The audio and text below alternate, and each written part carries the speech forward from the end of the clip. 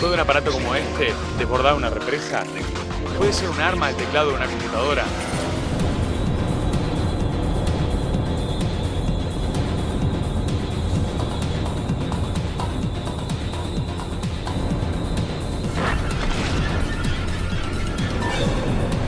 Luego de los atentados del 11 de septiembre, Atocha y Londres, el mundo se pregunta cómo y dónde ocurrirá el próximo ataque terrorista.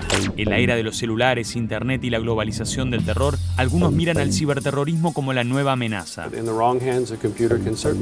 Terrorists are learning that they can strike at targets across the world by just clicking the computer mouse. We look at all kinds of terrorism, including cyberterrorism. América viajó a los Estados Unidos para entrevistar a los principales expertos del mundo de la informática, a agentes del FBI y también a quienes dirigen a una nueva camada de soldados entrenados para evitar la posibilidad de una nueva guerra. La guerra a través de los teclados. Nuestro primer destino fue en Silicon Valley, San José, estado de California. Silicon Valley es considerada la meca de la tecnología. Aquí se gestaron a fines de los años 30 gigantes como Hewlett Packard y en los 90 los nuevos titanes tecnológicos como Google. Estamos en Silicon Valley, en San José, California. Esto que ven acá es Cisco Systems, la empresa por cuyos sistemas pasa más del 70% del tránsito de la información de Internet. Estos son algunos de los 41 edificios que tienen acá en Silicon Valley, donde emplean a más de 10.000 personas. My main job is to really drive some of the key technologies in the enterprise for Cisco, including security. Yashri Gulal es una de las expertas más respetadas del mundo en materia de seguridad informática. In the 90s, security was a virus attack. If you look today, security is a very pervasive threat and problem. Do you think, as a security expert, and knowing the internet very well, it can be used as a weapon? If you look at the last attack we had, it was more than a year ago, it was the Zotab worm.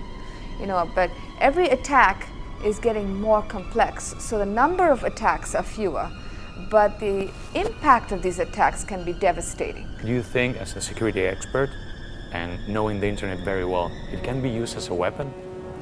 I think the good news is the internet is increasingly getting more and more bulletproof. And when I say that, there are more and more layers of bulletproof.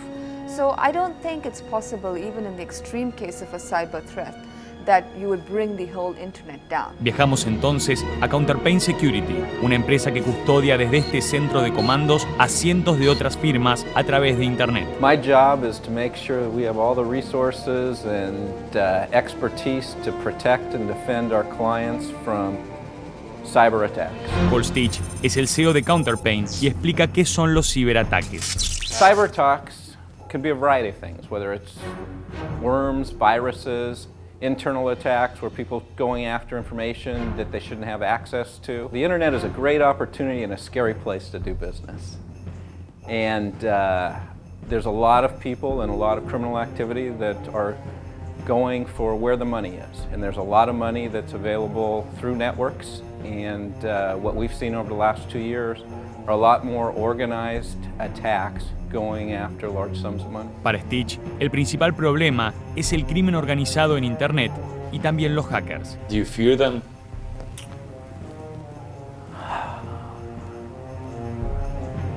¿Y qué hay del ciberterrorismo? Several of our employees have been in the military, and they think cyberterrorism is a much greater threat than I do personally.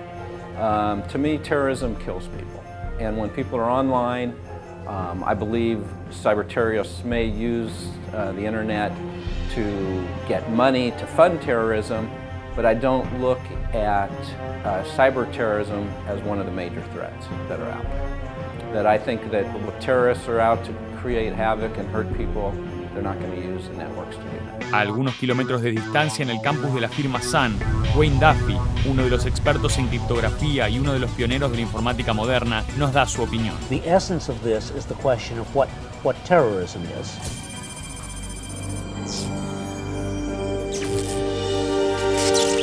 In my own view, terrorism is politically motivated. You wouldn't want to call a profit-motivated crime. Generally, wouldn't want to call a profit-motivated crime terrorism. And terrorism is characterized by attacking an innocent person in order to frighten somebody else into doing something. So, in the first place, I'm not sure that I would call a cyber attack necessarily cyber terrorism just because it was a cyber attack that was against somebody's law or something like that. As a security expert, you think a computer can be used, for example, to create a blackout? I've not heard of that being done. That is a very serious concern because one of the responses to the general problems of energy supply, power consumption, is to improve the power distribution grid by further automation. There is a whole task force in the US to improve the security of SCADA networks because we are worried that the power distribution grid might potentially be attacked.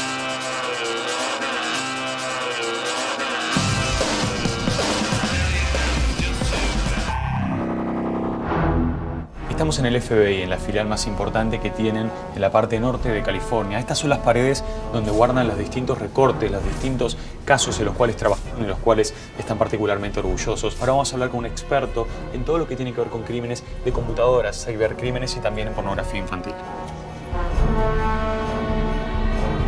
We have 4 missions that we work on a daily basis. Number 1, we're combating computer intrusions. Number 2, child pornography.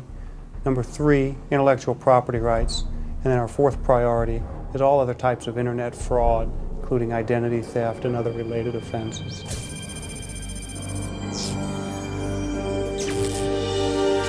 It's very notable now that cybercrime is something very tangible, very real. People commit crimes with the computers. But what about cyber terrorism? There are certainly cases in the past. Fortunately, we've been very lucky here in the United States not to have been attacked. And I would say that we're lucky, but we're also putting a lot of efforts into trying to prevent these attacks. Back in 2000, somebody gained control in Australia of a sewage treatment plant and released 1 million liters of sewage into the rivers there. And that was a cyber hacking attack. There have been some cyber attacks. They've been limited in impact so far.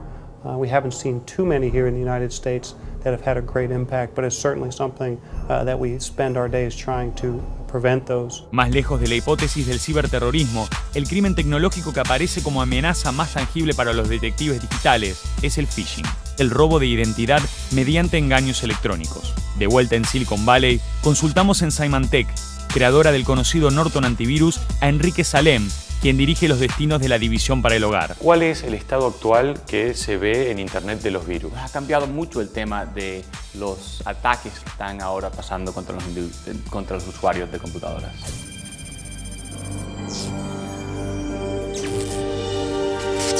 Básicamente ahora van tras el dinero. Exacto, ha cambiado mucho. ¿Y qué tipo de forma tienen de sacar ese dinero, de ganar plata a través de los virus? Bueno, lo que van a tratar de hacer es robar tu identidad. Entonces van a mandarte un email que trata de hacer que tú vayas a un website y dar información personal, tu nombre, tu identidad y información que después pueden usar para recrear quién eres y después ir a un banco y robar plata. ¿Cuántos casos ustedes están detectando o qué estadísticas tienen de que haya pasado realmente? O sea, que no sea solo una amenaza. Bueno, lo que ha pasado, hoy están mandando como 150 millones de emails de lo que llamamos phishing, que es la idea de robar tu identidad. Entonces, el número son 2-3% de la gente que recibe esos emails está dando su información.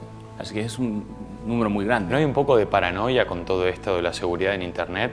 ¿O realmente vos considerás que es una cosa muy seria? Claro, lo que está pasando es que los usuarios están perdiendo confianza en Internet. Están preocupados que alguien está mirando todas sus teclas cuando están tratando de mandar un email.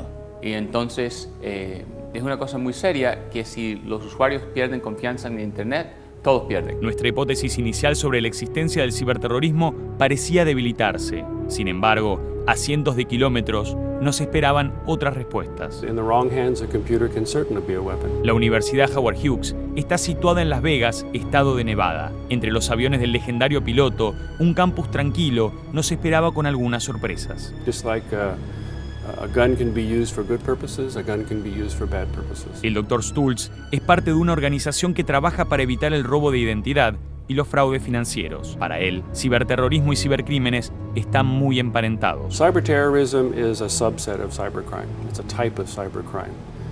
You can define that as a premeditated, politically motivated attack against information and computer systems. It's still attack against information and computer systems, it's just what their motivation is.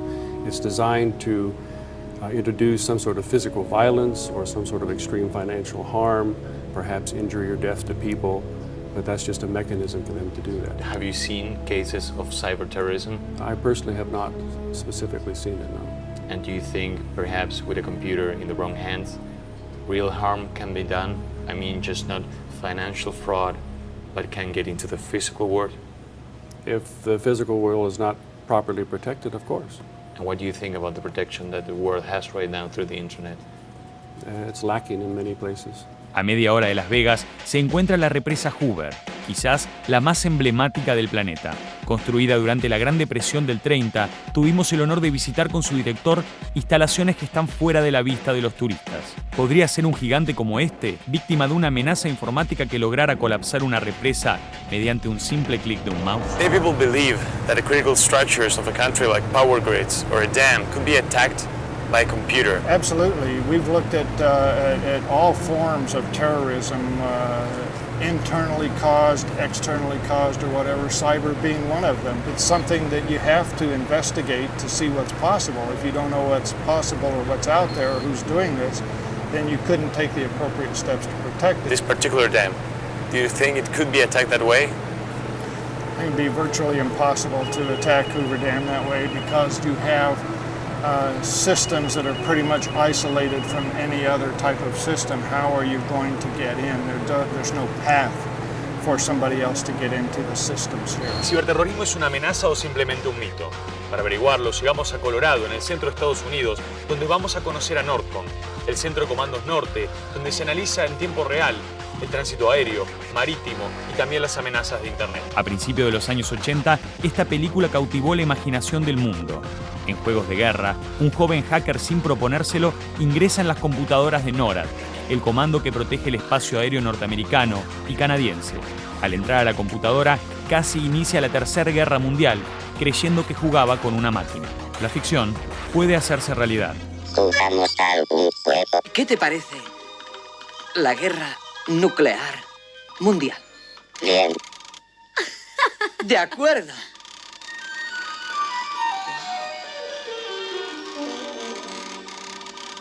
¿Qué bando prefiere? Jugaré con los rusos.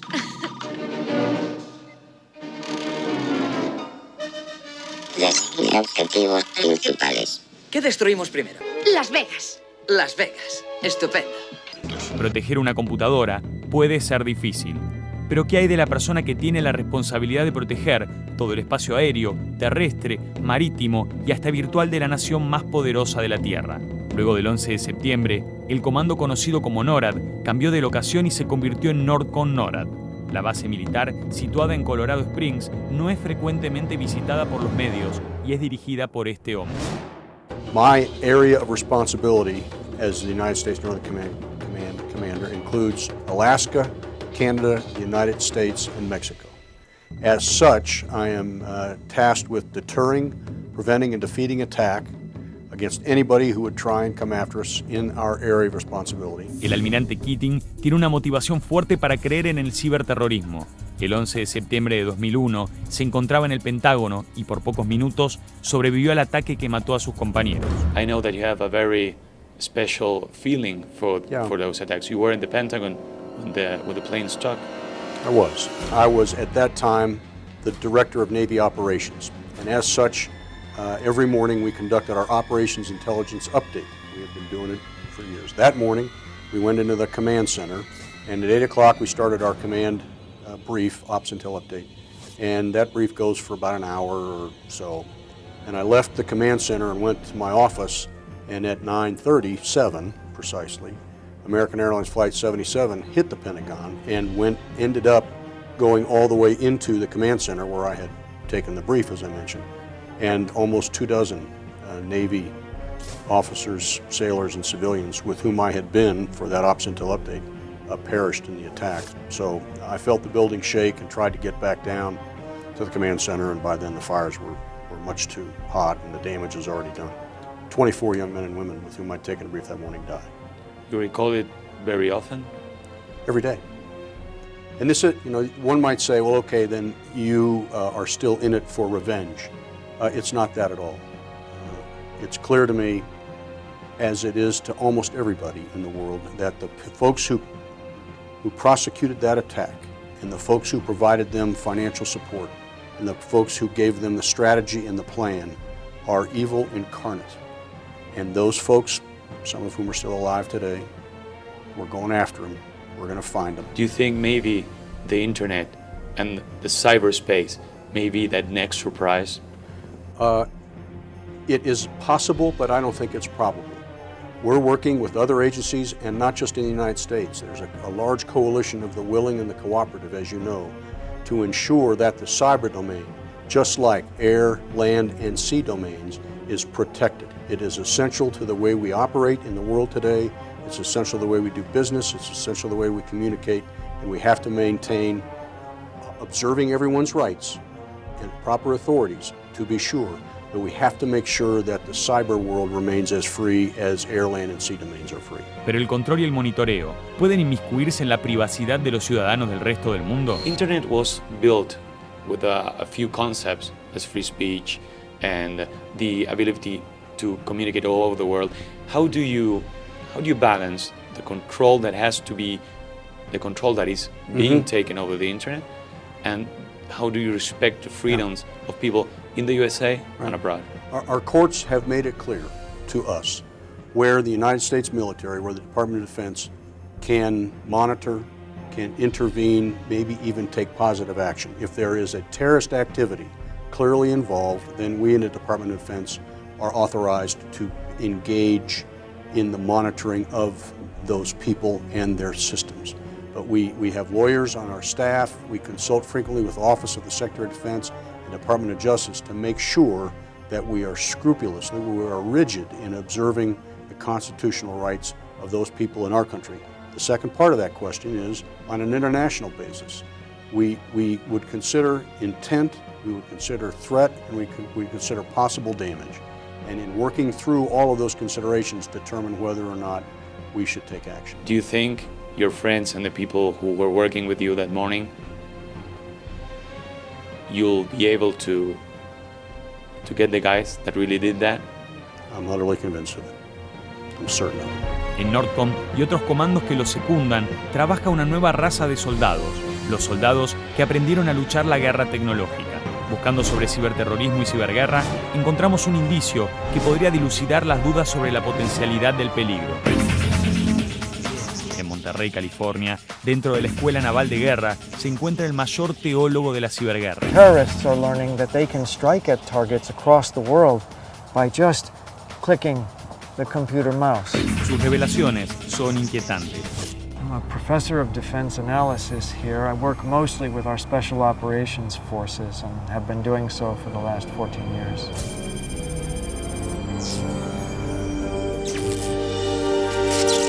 You teach something related to cyber war, or the war, or irregular war. What is it exactly?